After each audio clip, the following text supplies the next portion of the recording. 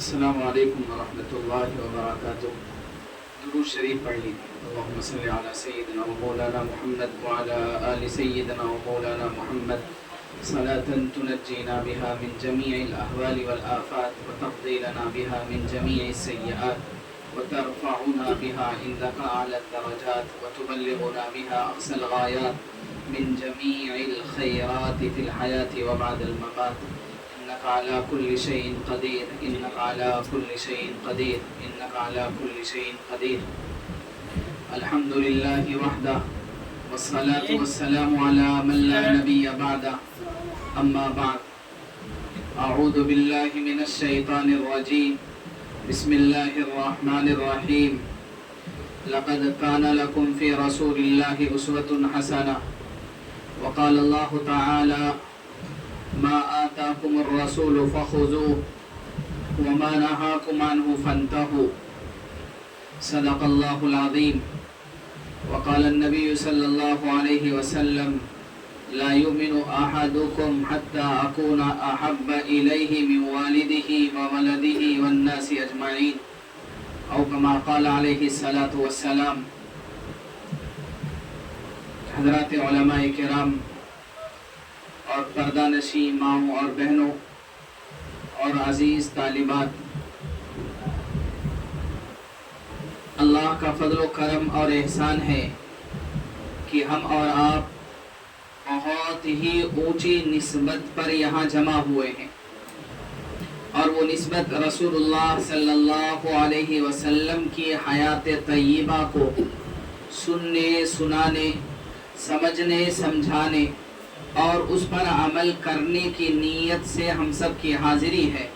اللہ ہم سب کی اس حاضری کو ہمارے حق میں قبول فرمائے۔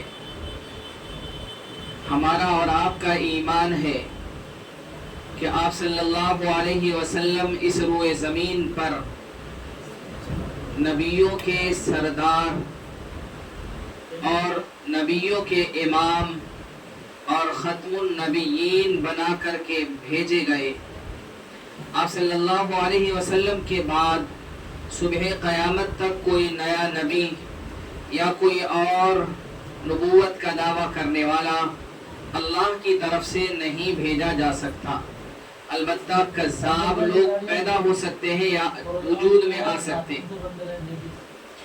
مجھے جو موضوع دیا گیا ہے وہ آپ صلی اللہ علیہ وسلم کی مدنی زندگی کے تعلق سے آپ کے سامنے کچھ معروضات، کچھ باتیں پیش کرنے کا حکم دیا گیا ہے۔ پچھلے سال اسی ادارے کے ایک پروگرام میں جو اسی نسبت پر منعقد ہوا تھا، غالباً مجھے یاد ہے کہ سمیہ نام کی ایک بچی نے ایک تقریر کی تھی جس کا عنوان تھا کہ اس روئے زمین پر جو چیزیں بھی آپ صلی اللہ علیہ وسلم کے ساتھ منسلک ہو گئیں، جن چیزوں کی بھی آپ صلی اللہ علیہ وسلم کے ساتھ نسبت جڑ گئی، وہ تاریخ کا ایک باب بن گیا، تاریخ کا ایک حصہ بن گیا۔ تو مدینۃ المنورہ بھی وہی ہے کہ مدینۃ المنورہ آپ صلی اللہ علیہ وسلم کی ہجرت کرنے سے پہلے یا آپ کے نبی بنائے جانے سے پہلے یا آپ کے اس روئے زمین پر آنے سے پہلے اس علاقے کو، اس خطے کو یثرب نام سے لوگ جانتے تھے اور اسی نام سے لوگ اسے پکارتے تھے۔ آپ صلی اللہ علیہ وسلم جب 40 سال کی عمر میں نبی بنائے گئے، آپ کو نبوت کی ذمہ داری اور نبوت کا مشن دیا گیا۔ آپ صلی اللہ علیہ وسلم اپنی نبوت کی ذمہ داریوں کو لے کر کے ایک ایک گھر، ایک ایک در اور ایک ایک فرد کے پاس پہنچے۔ آپ صلی اللہ علیہ وسلم نے اپنی نبوت کی ذمہ داری ہر ایک کو سمجھائی، بتلائی، سنائی، سکھائی، سمجھائی۔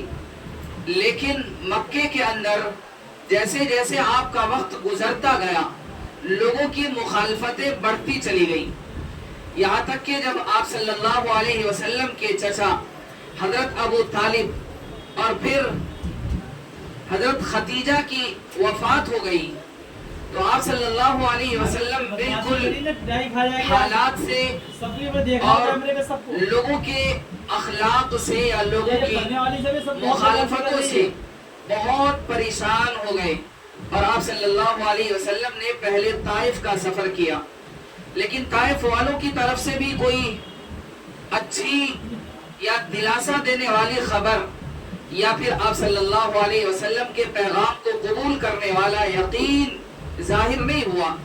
آپ صلی اللہ علیہ وسلم وہاں سے مایوس تشریف لائے۔ پھر اللہ کی طرف سے آپ صلی اللہ علیہ وسلم کو ہجرت کا اشارہ ملا۔ اولاً آپ صلی اللہ علیہ وسلم نے حضرات صحابہ اکرام رضوان اللہ تعالی علیہم اجمعین کو مدینہ المنورہ ہجرت کرنے کا حکم دیا۔ صحابہ کو جیسے ہی حکم ملا، صحابہ اکرام رضوان اللہ تعالی علیہم اجمعین مدینے کی طرف ہجرت کرتے چلے گئے۔ 1 سال ہو گیا، 2 سال ہو گیا۔ اب جب سارے کے سارے لوگ مدینے کی طرف جانے لگے اور مدینے میں انہیں سکون، اطمینان اور ساری کی ساری فیسلٹیز ملنے لگی، تو کفار مکہ کے دلوں کے اندر ایک خدشہ اور ایک طریقے کا شک پیدا ہوا کہ کہیں ایسا نہ ہو کہ آپ صلی اللہ علیہ وسلم بھی یہاں سے مدینہ المنورہ ہجرت کر جائیں، چنانچہ ہجرت کرنے سے انہیں بھی کسی بھی طریقے سے روکا جائے۔ لہٰذا ان بدبختوں نے آپ صلی اللہ علیہ وسلم کو ہجرت کرنے سے روکنے کے لیے میٹنگ بلائی، اور پھر اس میٹنگ کے اندر خود شیطان حاضر ہوا نزدی کی شکل میں۔ لوگوں نے اپنے اپنے مشورے دیے۔ ایک شخص نے یہ کہا کہ محمد الرسول اللہ صلی اللہ علیہ وسلم کو مکہ المکرمہ سے نکال دیا جائے اور انہیں کہیں دور بھیج دیا جائے، نہ رہے گی باس، نہ بجے گی بانسری، نہ یہ رہیں گے، نہ یہاں ہمارے شہر میں، ہمارے گھروں میں، ہمارے خاندانوں میں انتشار رہے گا۔ شیطان نے کہا کہ بھائی یہ کوئی اچھا مشورہ نہیں ہے، کیونکہ جہاں یہ جائیں گے وہیں اپنی سلطنت بنا لیں گے، وہیں لوگوں کو اپنا گرویدہ کر لیں گے، لوگ ان کے ارد گرد جمع ہو جائیں گے، لوگ ان کی دعوتوں کو قبول کرنے لگیں گے، ان کی بادشاہت قائم ہو جائے گی، ان کی سلطنت پنپنے لگے گی، لہٰذا یہ مشورہ درست نہیں۔ پھر دوسری رائے یہ دی گئی کہ آپ صلی اللہ علیہ وسلم کو نعوذ باللہ زنجیروں میں جکڑ کر کے کسی ایک کمرے میں بند کر دیا جائے، تاکہ نہ یہ لوگوں سے ملے نہ لوگ ان سے ملے۔ جب لوگوں کا ملنا جلنا نہیں ہوگا تو پھر ان کی دعوت یا پھر ان کے پیغامات یا ان کی تحریکیں سب دب کر کے رہ جائیں گی۔ شیطان نے کہا کہ یہ بھی مشورہ کوئی اچھا نہیں ہے، کیونکہ ان کے ہاتھ پر جو لوگ ایمان لا چکے ہیں وہ اتنے زیادہ ان پر جانثار ہیں، اپنے آپ کو قربان کرنے کو تیار ہیں کہ اگر انہیں یہ خبر معلوم ہو جائے گی تو ہم روئے زمین کے کسی بھی حصے میں ان کو ہم مقید کر کے رکھیں، لوگ انہیں چھوڑا لے جائیں گے اور انہیں آزاد کروا لیں گے، لہٰذا یہ رائے بھی صحیح نہیں۔ الگ الگ رائے دی گئی، ساری رائے شیطان سب کی مخالفت کرتا رہا اور سب کو نظر انداز کرتا رہا۔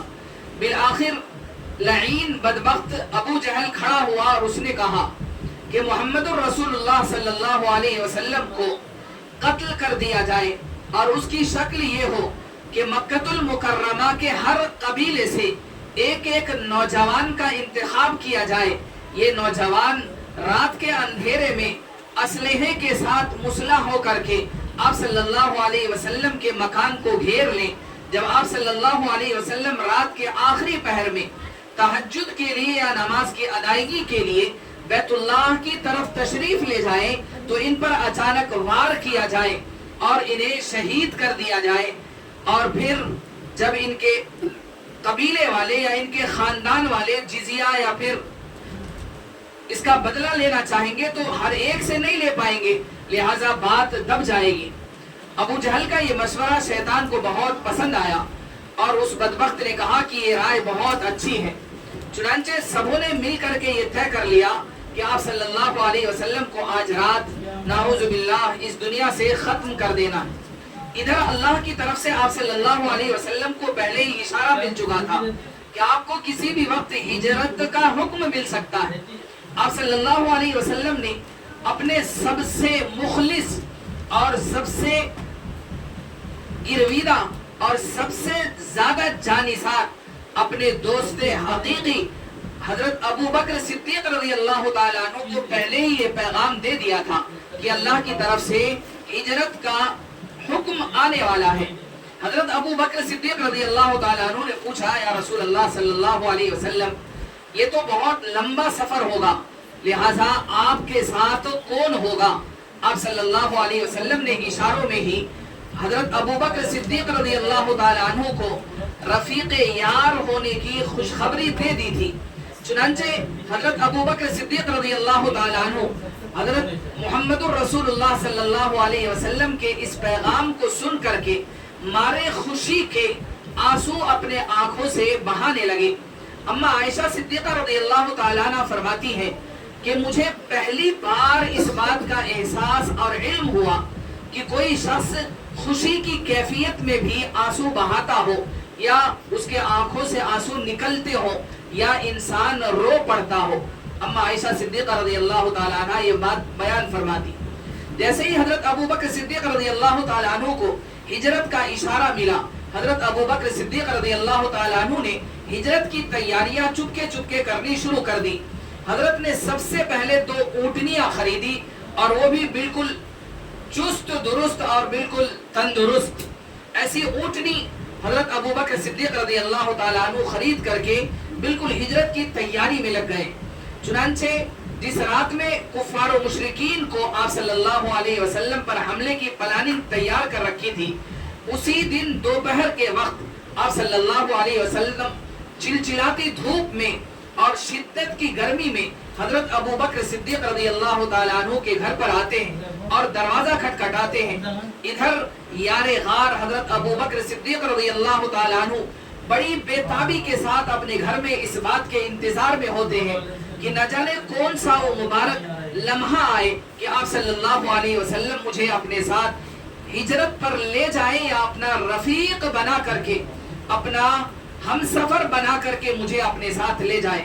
چنانچہ ٹکٹکی لگائے اپنے دروازے کی طرف اپنی نگاہیں جمائے بیٹھے رہتے ہیں۔ جیسے ہی آواز دروازے کی کھٹکھٹانے کی آتی ہے، فوراً حضرت ابو بکر صدیق رضی اللہ تعالیٰ عنہ دروازہ کھولتے ہیں اور آپ صلی اللہ علیہ وسلم کے چہرے انور کو دیکھ کر کے دل ہی دل میں یہ محسوس کر لیتے ہیں کہ کوئی ناگہانی پیش آ گئی ہے، کوئی اچانک کوئی ایسی بات پیش آ گئی ہے کہ جو بہت ہی عجوبے والی ہے۔ چنانچہ آپ صلی اللہ علیہ وسلم سے فرماتے ہیں کہ ایسی شدت کے وقت میں تشریف لانے کا مقصد کیا ہے؟ آپ صلی اللہ علیہ وسلم فرماتے ہیں کہ اللہ کی طرف سے ہجرت کا حکم آ گیا ہے، لہٰذا اب ہمیں یہاں سے ہجرت کرنا ہے۔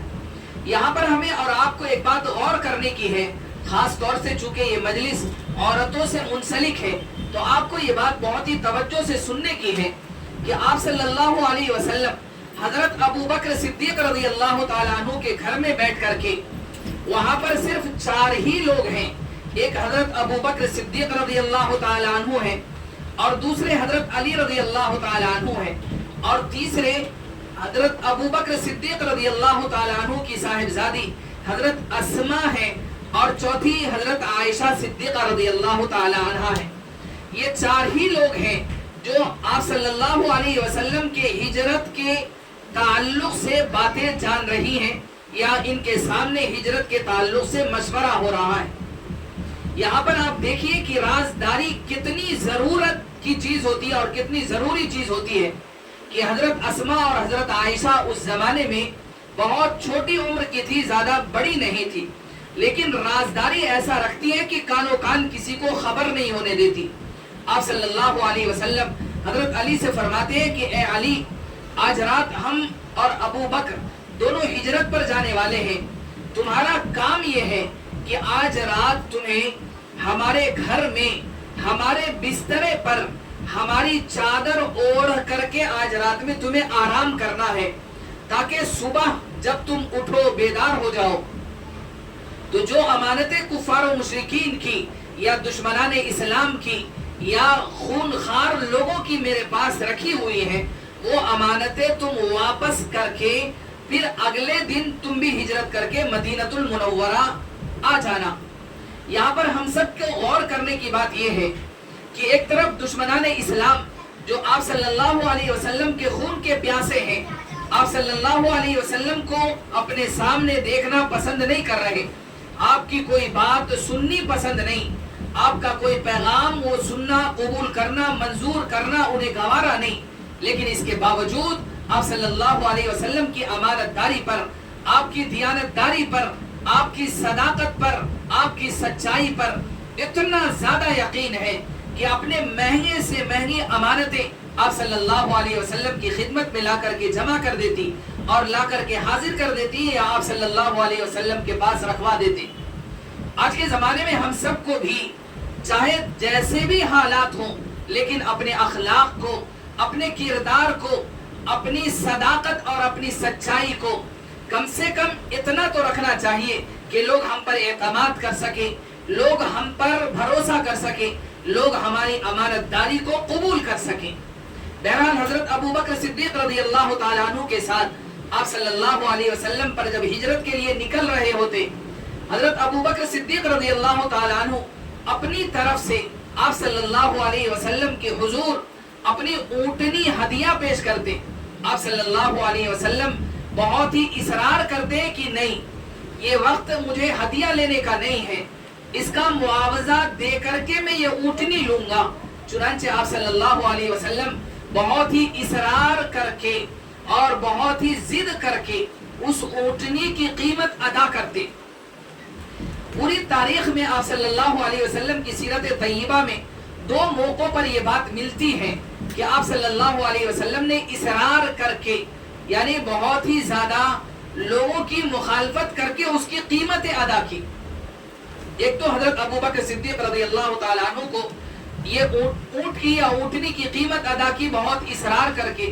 اسی طریقے سے جب آپ مدینہ المنورہ پہنچے اور وہاں پر آپ صلی اللہ علیہ وسلم نے مسجد کی تعمیر کا ارادہ فرمایا تو آپ نے 2 یتیم بچوں کے جگہ کا انتخاب فرمایا اور پھر اس زمین کی قیمت اپنی طرف سے ادا فرمائی۔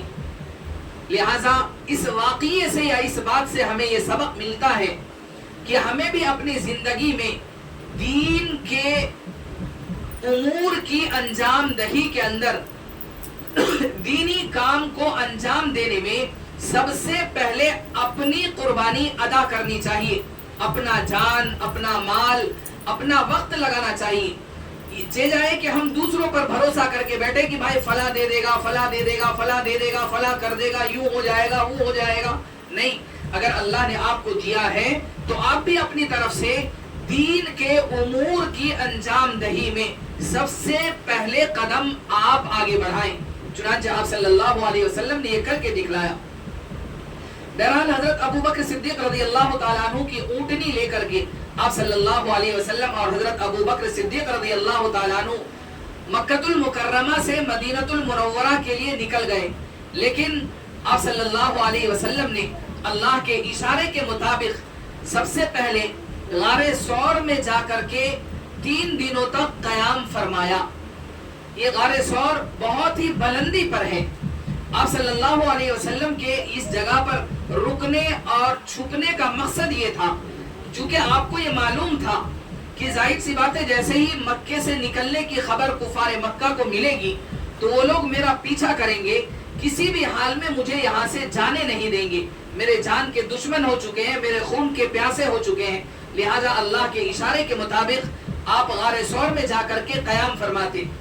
جب آپ صلی اللہ علیہ وسلم مکہ المکرمہ سے نکل رہے ہوتے تو ادھر حضرت اسماء اور حضرت عائشہ صدیقہ رضی اللہ تعالی عنہ اپنے ساز و سامان میں آپ صلی اللہ علیہ وسلم کے ہجرت کے سامان کو تیار کرتی، پکوان بناتی ہے یا پھر جو بھی ضروریات زندگی کی چیزیں ہوتی ہیں وہ مہیا کرواتی۔ جب آپ صلی اللہ علیہ وسلم کے ساتھ حضرت ابو بکر صدیق رضی اللہ تعالیٰ عنہ ہجرت پر نکل رہے ہوتے ہیں تو حضرت ابو بکر صدیق رضی اللہ تعالیٰ عنہ کے پاس اس وقت میں 5 سے 6 ہزار درہم ہوا کرتے۔ آپ اپنے گھر کا سارا مال لے لیتے تاکہ راستے میں نہ جانے کیسے کیسے حالات اور کیسے کیسے واقعات پیش آئے اور کیا ضرورت پیش آ جائے، لہذا اپنے گھر کا سارا مال لے کر کے ہجرت میں آپ صلی اللہ علیہ وسلم کے ساتھ نکلتے۔ حضرت ابو بکر کے نکلنے کی خبر جیسے ہی حضرت ابو بکر صدیق رضی اللہ تعالیٰ عنہ کے والد محترم حضرت قحافہ کو ملتا ہے تو وہ یہ کہتے ہیں، انہیں یہ اندازہ ہو جاتا ہے کہ ابو بکر تو سارا کا سارا مال لے کر کے گھر سے چلے گئے ہوں گے۔ چنانچہ وہ بہت پریشان ہوتے اور اپنی پوتیوں سے کہتے ہیں کہ کیا ابو بکر نے کچھ گھر میں مال چھوڑا بھی ہے یا نہیں چھوڑا۔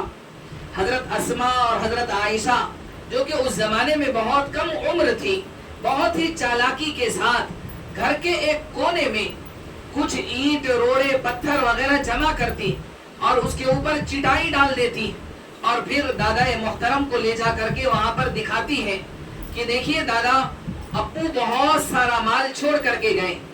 علماء نے لکھا ہے کہ یہ ہمارے گھروں کی تربیت بچیوں کی عورتوں کی ایسی ہونی چاہیے کہ دین میں لگنے والے مال کے اوپر ہمیں افسوس یا بعد میں کسی بھی طریقے کا کوئی جھگڑا یا کسی بھی طریقے کی کوئی لڑائی کی شکل پیش نہ آنے پائے، اس کے لیے ضروری ہے کہ ہم حضرت اسماء اور اما عائشہ صدیقہ رضی اللہ تعالیٰ عنہ کے اس واقعے سے ہم عبرت حاصل کریں۔ بہرحال آپ صلی اللہ علیہ وسلم کے ساتھ حضرت ابو بکر صدیق رضی اللہ تعالیٰ عنہ ہجرت پر نکل جاتے۔ جیسے ہی غار ثور پہنچتے ہیں تو سب سے پہلے حضرت ابو بکر صدیق رضی اللہ تعالیٰ عنہ غار میں اترتے اور آپ صلی اللہ علیہ وسلم سے فرماتے ہیں کہ آپ تھوڑی دیر توقف کریں، کیونکہ وہ غار بہت ہی زیادہ بوسیدہ اور کافی زمانے سے بہت ہی پراگندہ اور بہت ہی زیادہ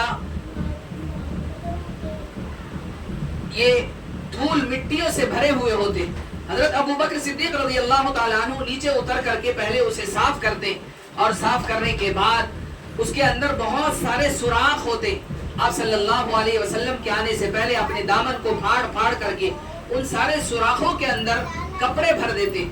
بالآخر سارا کپڑا ختم ہو جاتا ہے آپ صلی اللہ علیہ وسلم، لیکن ایک سوراخ باقی رہ جاتا۔ حضرت ابو بکر صدیق رضی اللہ تعالیٰ عنہ آپ صلی اللہ علیہ وسلم کو بلاتے ہیں اور پھر کہتے ہیں کہ آپ آرام فرمائیے، ایک جو سوراخ کھلا رہ گیا تھا حضرت ابو بکر صدیق رضی اللہ تعالیٰ عنہ اسے اپنے پاؤں سے ڈھک دیتے۔ بالآخر واقعہ بہت تفصیلی ہے۔ 3 دنوں کے بعد حضرت ابو بکر صدیق رضی اللہ تعالیٰ عنہ جو ایک رہبر تھا عبد الرحمن عبداللہ بن عریقیت، جس سے پہلے یہ معاہدہ ہو گیا تھا کہ ہمیں مکۃ المکرمہ سے مدینۃ المنورہ غیر معروف راستوں سے لے جانا ہے۔ چنانچہ وہ 2-3 دنوں کے بعد حضرت ابو بکر صدیق رضی اللہ تعالی عنہ کی اونٹنیاں لے کر کے وہاں پر حاضر ہوتا ہے اور آپ صلی اللہ علیہ وسلم اور حضرت ابو بکر صدیق رضی اللہ تعالی عنہ کو وہاں سے لے کر کے مدینے کے لیے روانہ ہو جاتا ہے۔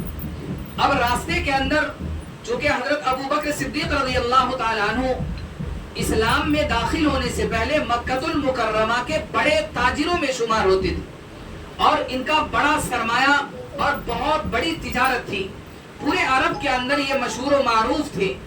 لہٰذا حضرت ابو بکر صدیق رضی اللہ تعالیٰ عنہ کو راستے میں لوگ ملتے ہیں اور جگہ جگہ یہ پوچھتے ہیں کہ یہ کون ہے جو آپ کے ساتھ ہیں۔ حضرت ابو بکر صدیق رضی اللہ تعالیٰ عنہ فرماتے ہیں کہ یہ ہمارے راستہ دکھلانے والے ہیں۔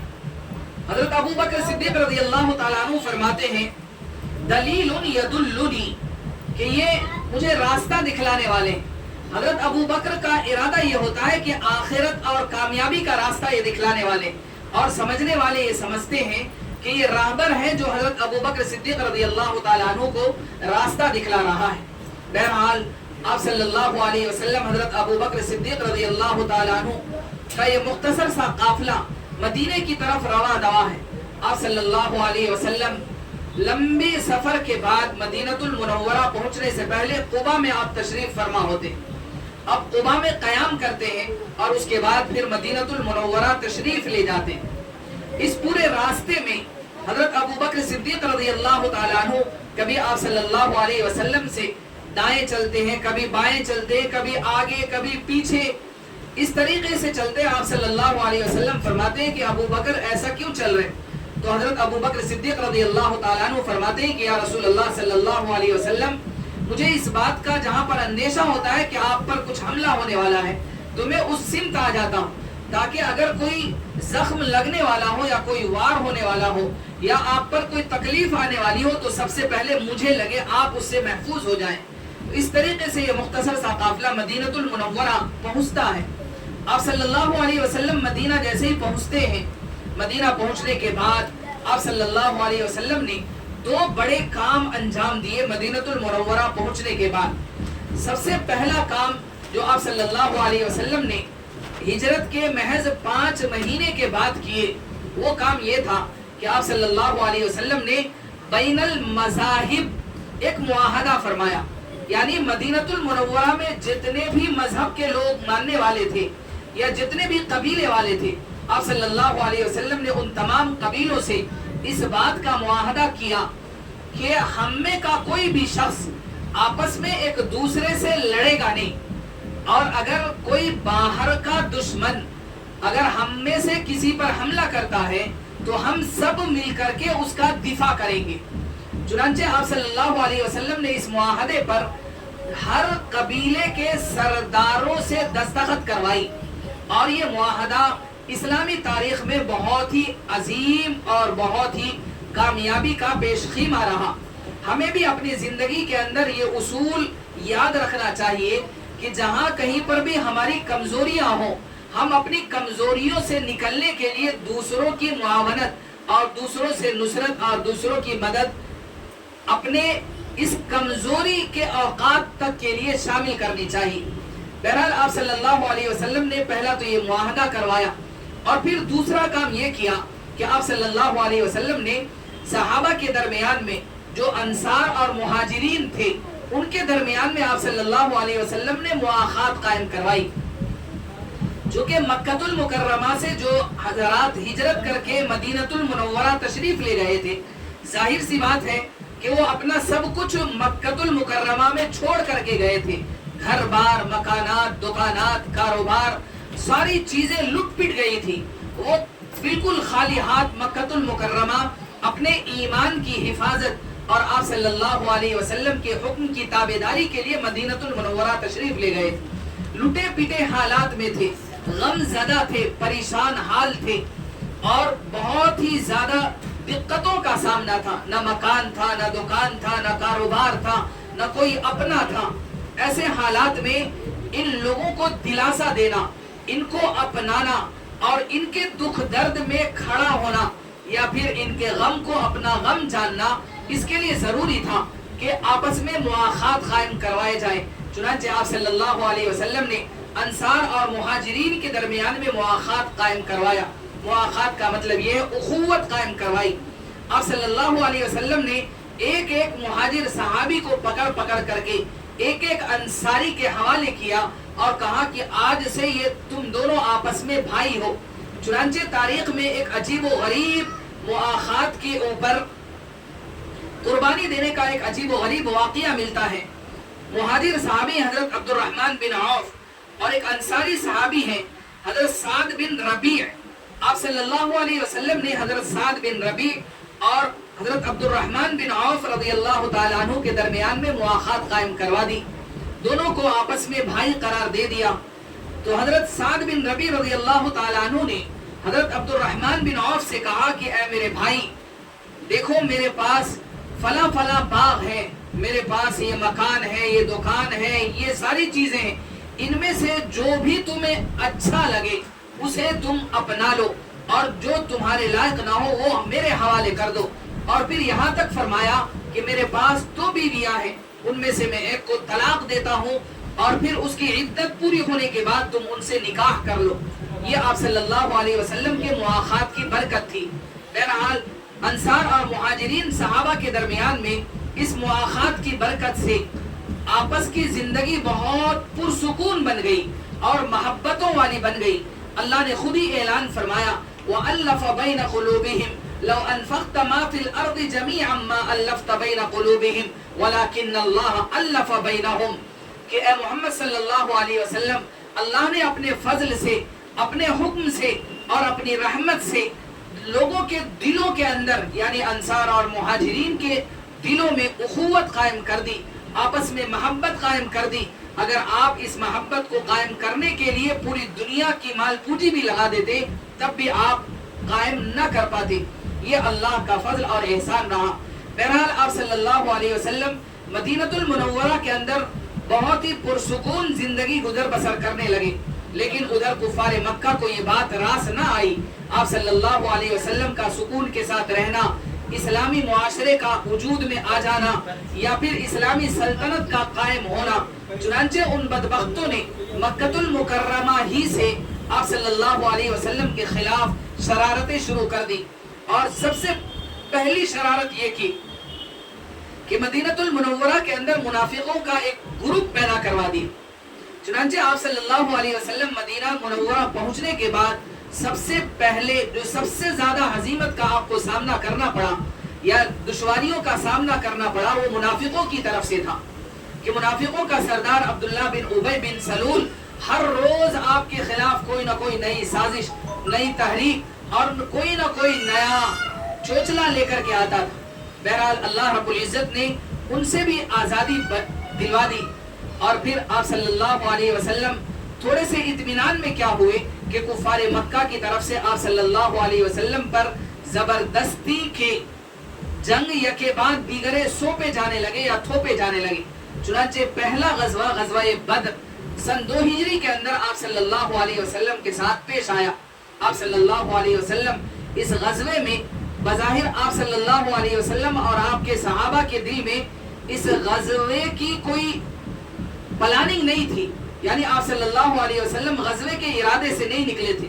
یہاں پر یہ بات ہم سب کو یاد رکھنے کی ہے کہ غزوہ اس جنگ کو کہتے ہیں جس میں آپ صلی اللہ علیہ وسلم نے بذات خود شرکت فرمائی ہو اور آپ صلی اللہ علیہ وسلم نے اس غزوے میں خود ہی کمانڈر ان چیف بنے ہو. اسے غزوہ کہتے ہیں. تو غزوہ بدر میں ہوا یہ کہ آپ صلی اللہ علیہ وسلم ابو سفیان کا ایک قافلہ جو مکہ المکرمہ سے ملک شام کی طرف گیا تھا اور بہت ہی زیادہ منافع کما کر کے وہاں سے لوٹ رہا تھا. اور اس منافع کا مشن یہ تھا کہ یہ لوگ اس منافع سے آپ صلی اللہ علیہ وسلم اور مسلمانوں کے خلاف محاذ آرائی کرنا چاہتے تھے. آپ کے خلاف جنگی ہتھیار خرید کر کے آپ سے جنگ کرنا چاہتے تھے.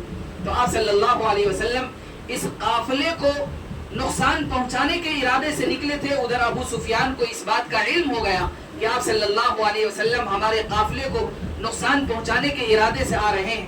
چنانچہ ابو سفیان نے راستہ بدل لیا اور ادھر سے مکہ المکرمہ سے 1000 کا لشکر آپ صلی اللہ علیہ وسلم کے خلاف غزوے کے ارادے سے بدر تک پہنچ گیا.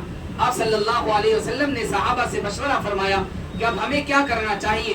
صحابہ نے فرمایا یا رسول اللہ صلی اللہ علیہ وسلم ہم قوم بنی اسرائیل کی طرح قطعاً آپ سے یہ نہیں کہیں گے اذهب انت وربک فقاتلا کہ آپ اور آپ کے رب جا کر کے جنگ کر لیں، بلکہ ہم اپنی آخری سانس تک اور خون کے آخری قطرے تک آپ کی جان کی اور آپ کی عزت و آبرو کی اور آپ کی نبوت و رسالت کی حفاظت کریں گے. چنانچہ آپ صلی اللہ علیہ وسلم نے فرمایا کہ اب ہم بھی ان سے جنگ کریں گے. چنانچہ یہ غزوہ پیش آیا. آپ صلی اللہ علیہ وسلم کو اللہ رب العزت نے اس غزوے میں کامیابی اور سرخروئی عطا فرمائی. اللہ نے خود ہی قرآن کریم میں اعلان فرمایا وَلَقَدْ نَصَرَكُمُ اللَّهُ بِبَدْرٍ وَأَنْتُمْ أَضِلَّةٌ فَاتَّقُوا اللَّهَ لَعَلَّكُمْ تَشْكُرُونَ کہ اللہ رب العزت نے اس غزوے میں ایسی سربلندی عطا فرمائی کہ کفر کی کمر اس غزوے میں ٹوٹ گئی. 70 بڑے بڑے سردار قتل کر دیے گئے اور 70 بڑے بڑے سردار قیدی بنا کر کے لائے گئے. آپ صلی اللہ علیہ وسلم نے ان قیدیوں کے ساتھ بہت ہی اعلیٰ اخلاق کا مظاہرہ پیش کیا. آپ صلی اللہ علیہ وسلم نے انہیں بہت عمدہ فیسلٹیز عطا فرمائی اور ان کے ساری کی ساری خیالات رکھے. ہمیں آپ صلی اللہ علیہ وسلم کے ان اخلاق سے یہ بات معلوم ہوتی ہے کہ ہمیں بھی اپنے دشمنوں کے ساتھ انسانیت کا اور خیر خواہی کا معاملہ کرنا چاہیے یا پھر ان کے ساتھ حسن سلوک کا رویہ اختیار کرنا چاہیے. بہرحال آپ صلی اللہ علیہ وسلم کو اللہ نے غزوہ بدر میں کامیابی عطا فرمائی. اب جب یہ غزوہ بدر میں کامیابی ہو گئی تو پھر ظاہر سی بات ہے کفار مکہ ہار چکے تھے، لہٰذا انہیں کھندک ہو رہی تھی اور انہیں آپ صلی اللہ علیہ وسلم سے بدلہ لینے کی بڑی تیزی ہو رہی تھی۔ چنانچہ 1 سال کے بعد پھر وہ دوبارہ احد کے میدان میں آپ صلی اللہ علیہ وسلم کے خلاف ایک لشکر جرار کو لے کر کے حاضر ہو گئے کہ ہمیں دوبارہ غزوہ کرنا ہے۔ آپ صلی اللہ علیہ وسلم نے صحابہ سے مشورہ کیا کہ ہمیں کیا کرنا چاہیے، آیا مدینے میں رہ کر کے ان کا مقابلہ کرنا چاہیے یا مدینے سے باہر نکل کر کے ان کا مقابلہ کرنا چاہیے؟ تو جو صحابہ بدر میں شریک نہیں ہوئے تھے ان کے دلوں کے اندر جذبہ تھا اور وہ یہ چاہتے تھے کہ ہمیں جنگ کا موقع ملے، لہذا ان لوگوں نے یہ رائے دی کہ ہمیں باہر نکل کر کے مقابلہ کرنا چاہیے۔ آپ صلی اللہ علیہ وسلم نے ان لوگوں کی رائے پر عمل کرتے ہوئے آپ باہر نکلے اور احد کے میدان میں آپ صلی اللہ علیہ وسلم نے کفار و مشرکین سے مقابلہ کیا۔ اللہ رب العزت نے اس غزوے کے اندر بھی ابتدائی مرحلے میں آپ صلی اللہ علیہ وسلم کو کامیابی ملی، لیکن بعد میں مسلمانوں کی ایک ناسمجھی کی وجہ سے یا پھر جلدی بازی کی وجہ سے بعد میں مسلمانوں پر سخت ترین حالات آ گئے اور جیتی ہوئی جنگ حالات کی شکار ہو گئی۔ آپ صلی اللہ علیہ وسلم کو اسی غزوے کے اندر آپ کے دندان مبارک شہید ہوئے، آپ صلی اللہ علیہ وسلم کے سر کے اندر خول چبھ گئے اور آپ صلی اللہ علیہ وسلم کے تعلق سے نعوذ باللہ شیطان نے یا کفار و مشرکین نے یہ افواہ پھیلا دی کہ نعوذ باللہ آپ صلی اللہ علیہ وسلم شہید ہو گئے۔ یہ سارے حالات ہمیں یہ بتلاتے ہیں کہ زندگی ایک رخ پر نہیں چلتی رہتی۔ آپ لاکھ کوششیں کر لیں، آپ کے ساتھ دشمنان اسلام، مخالفین اسلام، معاندین اسلام ہر وقت آپ کو کہیں نہ کہیں اسلام سے، ایمان سے اور قرآن و حدیث سے، آپ صلی اللہ علیہ وسلم کی تعلیمات سے روکنے کی بھرپور کوشش کرتے،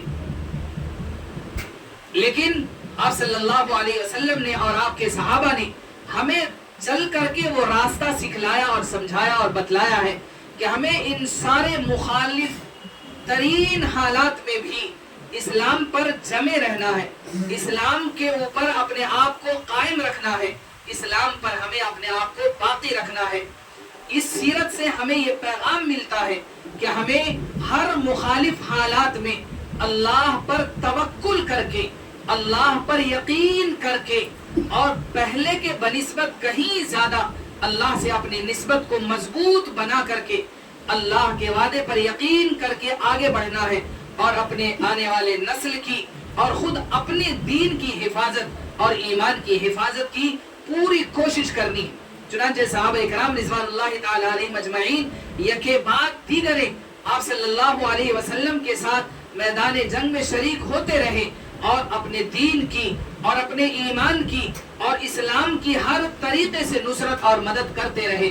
ایسا نہیں کیا کہ حالات سخت ہو گئے ہوں تو انہوں نے بازی ہار دی ہو یا ہمت ہار دیا ہو یا پھر تنگ آ کر کے بیٹھ گئے ہوں۔ آج کے جو موجودہ حالات ہیں، ان حالات میں ہمیں غزوات کی جو تاریخ ہے، جو آپ صلی اللہ علیہ وسلم عام طور سے اگر آپ صلی اللہ علیہ وسلم کی زندگی کو شروع سے آخر تک دیکھیں گے تو آپ یہ پائیں گے کہ 40 سال کی عمر میں آپ صلی اللہ علیہ وسلم کو نبوت ملی، 13 سال مکہ المکرمہ میں گزر گئے، گویا کہ 53 سال آپ کے ہو گئے۔ 53 سال کے بعد کی جو زندگی بچی آپ صلی اللہ علیہ وسلم کی وہ 10 سالوں کی بچی، لیکن ان 10 سالوں میں جو آخری وقت ہے عام طور سے لوگ ان عمروں کے اندر آرام کرتے ہیں، سکون حاصل کرتے ہیں، لیکن آپ صلی اللہ علیہ وسلم نے اپنی ذات کو اور اپنے سارے وسائل کو اور اپنے ساری کی ساری نسل کو اسلام کی حفاظت اور اسلام کی نصرت میں لگا دی۔ ہمیں بھی اللہ رب العزت سے دعا کرتے رہنا چاہیے کہ اللہ رب العزت ہمیں اپنے دین کی نصرت کے لیے قبول فرمائے اور ہر مخالف حالات میں اللہ ہمارے ایمان کی اور ہمارے اسلام کی، ہمارے دین کی اللہ حفاظت فرمائے۔ آج جس طریقے کا طوفان بلاخیز ہر طرف چل رہا ہے کہ عام طور سے ہماری بہنیں ارتداد کی طرف بڑی تیزی کے ساتھ جا رہی ہیں، ہمیں ایسے حالات میں اپنے گھروں پر، اپنی بچیوں پر، خود اپنے آپ پر بھی نظر رکھنی چاہیے کہ کہیں ہم سے کوئی ایسا گناہ نہ سرزد ہو جائے کہ اللہ ہمیں اس دین سے نکال کر کے کفر کے میدان میں دھکیل نہ دے. اللہ ہم سب کی حفاظت فرمائے, اللہ ہماری نسلوں کی حفاظت فرمائے. یہ بہت ہی مبارک مجلس ہے, اللہ ایسی مجلسوں میں بار بار شرکت کی توفیق عطا فرمائے. الحمد للہ رب العالمین والعاقبۃ للمتقین والصلاة والسلام علی سید الانبیاء والمرسلین وعلی آلہ وصحبہ اجمعین وعلی آلہ وصحبہ اجمعین. الحمد للہ رب العالمین الرحمن الرحیم مالک یوم الدین مالک یوم الدین. اللہ لا الہ الا هو الحی القیوم اللہ لا الہ الا هو الحی القیوم. اللهم إنا ظلمنا أنفسنا وإن لم تغفر لنا وترحمنا لنكونن من الخاسرين. ربنا آتنا في الدنيا حسنة وفي الآخرة حسنة وقنا عذاب النار وادخلنا الجنة مع الأبرار. يا عزيز يا غفار يا عزيز يا غفار. اللهم حاسبنا حسابا يسيرا اللهم أجرنا من النار اللهم أجرنا من النار. ربنا ولا تحمل علينا إسرا كما حملته على الذين من قبلنا. ربنا ولا تحملنا ما لا طاقة لنا به واعف عنا واغفر لنا وارحمنا أنت مولانا فانصرنا على القوم الكافرين. اللهم اجعل لنا من لدنك وليا واجعل لنا من لدنك نصيرا. الہ العالمین ہم سب کے گناہوں کو معاف فرما. یا اللہ ہماری خطاؤں کو درگزر فرما. یا اللہ ہمارے سیئات کو حسنات سے مبدل فرما. یا اللہ اسلام کا بول بالا فرما. یا اللہ ہم سب کے ایمان کی حفاظت فرما. یا اللہ یہ جو سیرت النبی صلی اللہ علیہ وسلم کی نسبت پر یا اللہ یہ سہ روزہ پروگرام جو چل رہا ہے یا اللہ تو اپنی رضا کے لیے اسے قبول فرما. یا اللہ اس کے منعقد کرنے والے اور اس میں شرکت کرنے والے اور ہر طریقے سے یا اللہ جو بھی اس میں جس طریقے سے بھی شرکت کر رہا ہو یا اللہ سبوں کی شرکتوں کو قبول فرما. یا اللہ خصوصاً یہ مائیں بہنیں یا اللہ اپنی مصروفیات میں سے اپنی ضرورتوں میں سے یا اللہ اپنے وقت کو فارغ کر کے محمد الرسول اللہ صلی اللہ علیہ وسلم کی محبت میں حاضر ہوئی ہیں. یا اللہ سبوں کی حاضری کو قبول فرما. یا اللہ اس کی برکت سے خاتمہ بالخیر نصیب فرما. یا اللہ ناگہانی موت سے حفاظت فرما. یا اللہ مہلک امراض سے حفاظت فرما. یا اللہ جو بیمار ہے یا اللہ تو انہیں شفاء کلیہ عاجلہ مستمرہ دائمہ عطا فرما. یا اللہ جو پریشان حال ہے ان کی پریشانیوں کو دور فرما. یا اللہ جو مقروض ہے ان کے قرض کی ادائیگی کی غیب سے شکلیں پیدا فرما. یا اللہ جو بے روزگار ہے یا اللہ تو انہیں رزق حلال نصیب فرما. برکتوں والی روزی عطا فرما. یا اللہ جن کے بھی جو حالات ہیں یا اللہ ان حالاتوں میں ترمیم پیدا فرما. یا اللہ تبدیلی پیدا فرما. یا اللہ خصوصاً اس ادارے کو اس ادارے کے منتظمین کو خصوصاً حضرت مولانا مفتی زکریا صاحب کو یا اللہ ہمت و حوصلہ پیدا فرما. یا اللہ معاونین ادارہ کو قائم فرما. یا اللہ نصرت کرنے والوں کو پیدا فرما. یا اللہ اس ادارے کی بنیاد کو مضبوطی عطا فرما. یا اللہ اس ادارے کی ضروریات کی کفالت فرما. یا اللہ ہر طریقے سے اس کی حفاظت فرما. مخالفین کی مخالفتوں سے حاسدوں کے حسد سے اور ظالموں کے ظلم سے حفاظت فرما. یا اللہ معاندین سے محفوظ فرما. یا اللہ معاندین سے محفوظ فرما. یا اللہ جو بچیاں یہاں پڑھ رہی ہیں یا اللہ سبوں کے علم میں برکت عطا فرما. عمروں میں برکت عطا فرما. رزق میں برکت عطا فرما. یا اللہ عزت اور صحت میں برکت عطا فرما. ان کے والدین کو بھی جزائے خیر عطا فرما. یا اللہ ہم میں سے ہر ایک کے جائز مقاصدوں کو نیک تمناؤں کو پوری فرما. وصلی اللہ تعالی علی خیر خلقہ محمد و آلہ و صحبہ اجمعین والحمد للہ.